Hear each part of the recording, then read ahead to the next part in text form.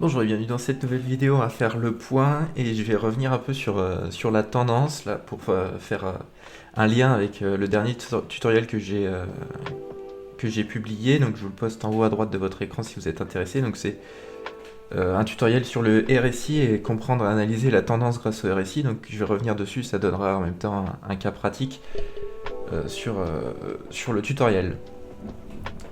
Du coup voilà, pour parler du Bitcoin, donc je vous ai parlé dans le tutoriel sur le RSI. Quand on est en tendance haussière bien définie, la tendance n'est pas remise en cause tant que le RSI ne casse pas les 40 sur la ligne des 40 sur le RSI, tout simplement. Et là on peut observer qu'en vue mensuelle, hop, et du coup voilà, regardez les trois petits zéros ici.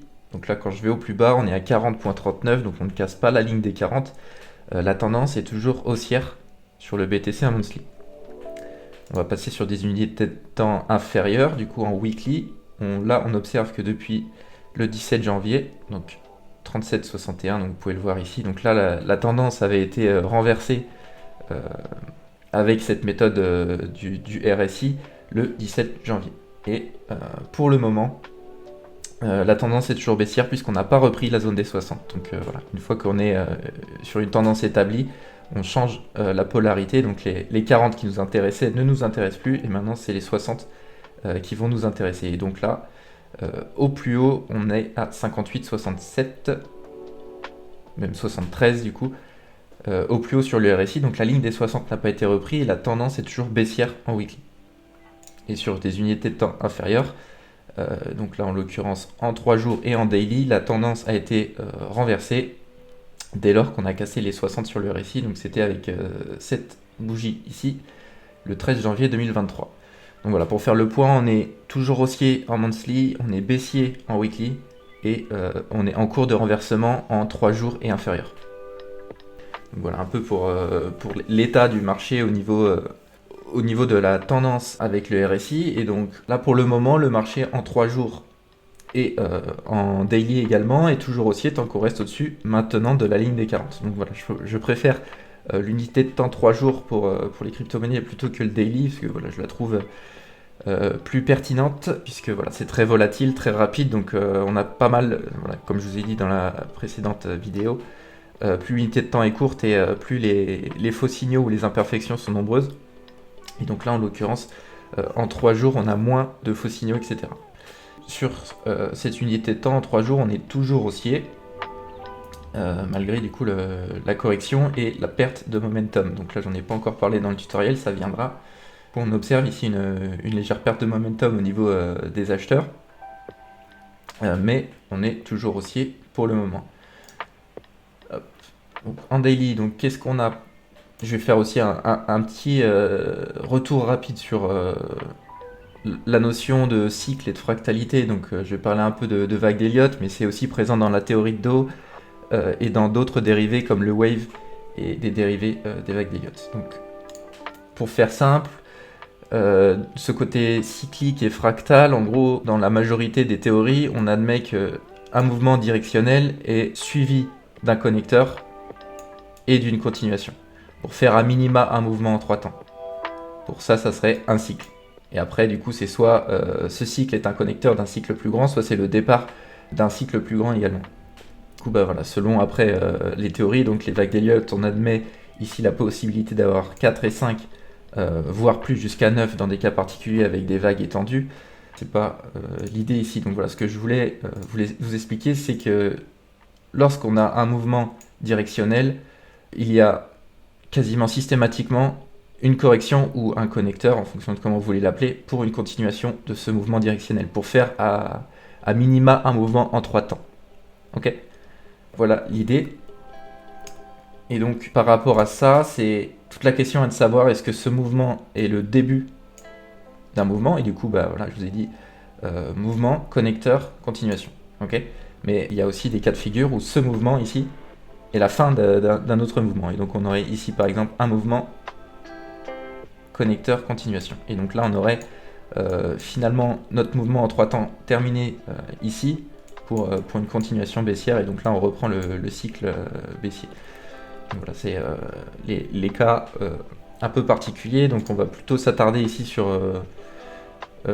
pour l'instant, tant qu'on reste haussier sur le RSI en 3 jours, on va rester sur cette hypothèse de mouvement ici tendanciel, on attend connecteur aux corrections pour une continuation. Okay, donc voilà, ça va être l'idée, et ce connecteur peut prendre n'importe quelle forme. C'est-à-dire qu'il peut prendre une forme classique en 3 temps comme celui-ci, ou il peut prendre des formes avec des pièges acheteurs ici en running pour une continuation, ou bien piège acheteur, piège vendeur, continuation, et triangles, etc. et des phases plus à plat, donc ça peut prendre n'importe quelle forme. Voilà un peu pour le point sur le BTC. Donc malgré la correction en cours, la tendance en 3 jours n'est pas remise en cause. Donc voilà, il y a peut-être ici après le principe de liquidité, il est possible de venir chercher cette liquidité, et donc là après il faudra surveiller le RSI pour voir où est-ce qu'on est sur le momentum, si on vient à casser ce niveau. Pour le moment, rien de dramatique, on va dire. On a eu ce petit mouvement ici, donc mouvement tendanciel, connecteur, continuation. Dès lors qu'on casse le plus bas, on admet que la continuation a déjà été effectuée. Donc maintenant, ça peut se retourner à n'importe quel moment ou continuer. Donc là, dès lors qu'on casse ce bas ici, on est plutôt spectateur, puisqu'il n'y a plus rien à faire. C'était ici où il y avait une opportunité de se positionner à la vente. Donc voilà pour le Bitcoin, pour le moment en stand-by. Donc est-ce que ce move est le départ d'un move correctif plus grand, ou est-ce que c'est par exemple la fin ici, A, B et C par exemple?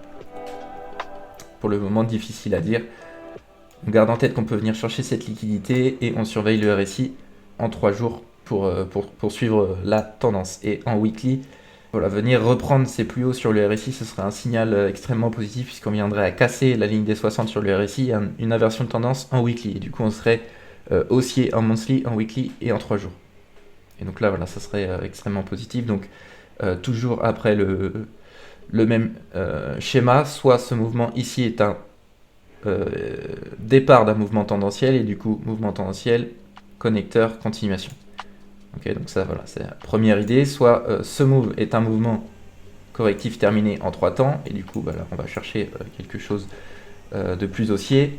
Soit on est sur quelque chose ici de plus large encore, et donc même chose, on va rechercher de la hausse. Donc là, après, les possibilités sont nombreuses, et ça, on verra en fonction de la structure. Si toutefois on vient à continuer la structure haussière, quelle forme elle prend. Est-ce qu'elle prend la forme d'un connecteur, ou est-ce qu'elle prend la forme d'un mouvement tendanciel? Donc ça, on y reviendra. Donc voilà pour le Bitcoin. Je vais vous parler du AVAX qui est très parlant pour cet exemple.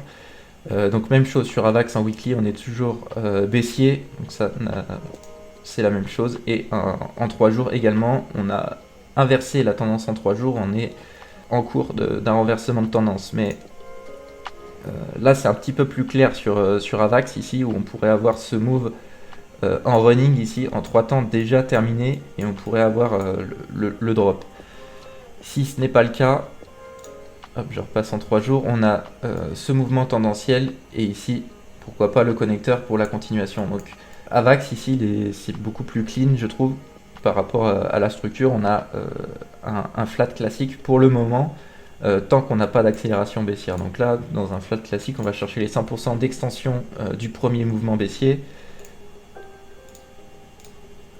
Et du coup, voilà, c'était les 15,71 en vue classique, en vue log ici les 16,01. Donc ça a été touché. Le niveau ici qu'il ne faut pas dépasser, c'est les 1,618. Si on vient à casser ce niveau, ça indiquerait que ce mouvement ici est beaucoup trop impulsif. Et donc ce serait, voilà, le niveau à ne pas perdre. Également au niveau des supports résistance, ça correspondrait ici à ce gros niveau qu'il ne faut pas perdre. Donc voilà, pour AVAX, c'est intéressant. On a peut-être ici ce mouvement directionnel. Le connecteur, on attend la continuation. Et on a une structure corrective ici pour le moment qui est plutôt propre. Donc là, on est sur des niveaux d'achat, pour le coup, sur AVAX, à surveiller. Par exemple, ici, la traîne sur le RSI qui pourrait donner un signal d'achat qui indiquerait que le mouvement ici est terminé. Donc ça, voilà, j'y suis pas encore arrivé dans le tutoriel sur le RSI, au trendline, etc.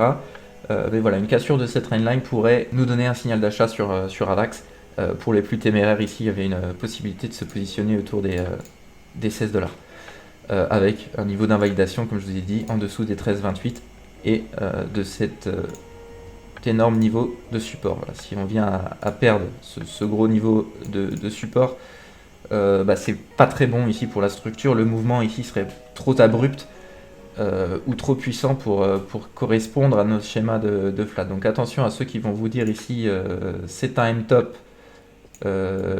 cassé, confirmé, c'est terminé.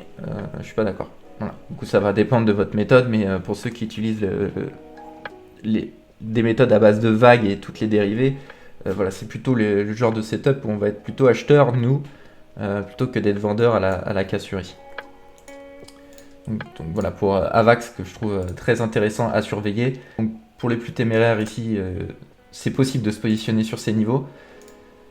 Et pour les plus patients, ici on attendra une cassure de la trendline ou pourquoi pas un schéma d'accumulation ici en plus petit time frame. Donc par exemple en 1 heure, on va attendre ici SC, AR, ST, potentiellement le sauce ou pas, STB, Spring pourquoi pas, et le break ici.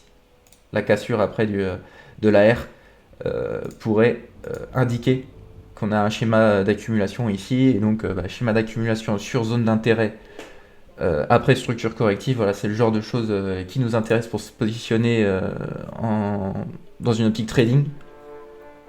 Donc voilà pour Avax à suivre. Je vous rappelle rapidement les niveaux. Donc ici voilà, 16,01 c'était le niveau qui nous intéressait. On a ici pourquoi pas de la liquidité à venir chercher. Après on est sûrement, pour ceux qui travaillent avec le SMC, sur un order block ou un point of interest ou quelque chose de ce genre.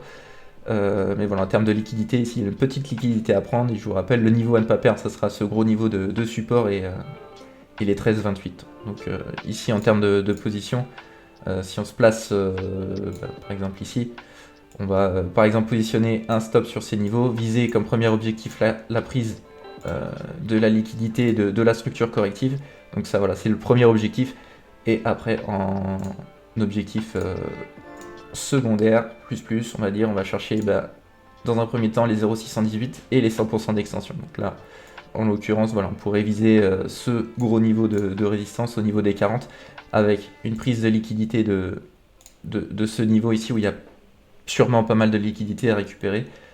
Et avec l'élan acheteur, on pourrait très bien arriver autour des 40. Donc voilà un petit peu un exemple de ce qu'on peut faire ici sur Avax. En alliant cette théorie de cycle et fractalité et support-résistance. Voilà. Même chose après sur Avax, le niveau à ne pas perdre sur le RSI en 3 jours, ça va être le niveau des 40. Donc c'est même chose si on vient accélérer le mouvement, qu'on perd les 40 sur le RSI, voilà, il faudra être prudent et le schéma ici connecteur sera pour moi remis en cause. Et on sera peut-être sur cette structure ici en running ABC. Et du coup, voilà, on aurait ici mouvement directionnel, connecteur, continuation. Donc voilà, si on vient à perdre ce dernier bas ici, ça serait assez dramatique pour Avax. Mais en l'état, on reste plutôt optimiste à court terme. Voilà pour cette vidéo, j'espère que le contenu vous a plu et qu'il vous aidera dans vos prises de décision. Si vous avez aimé, n'hésitez pas à liker, commenter, partager. On se retrouvera dans une prochaine. Ciao.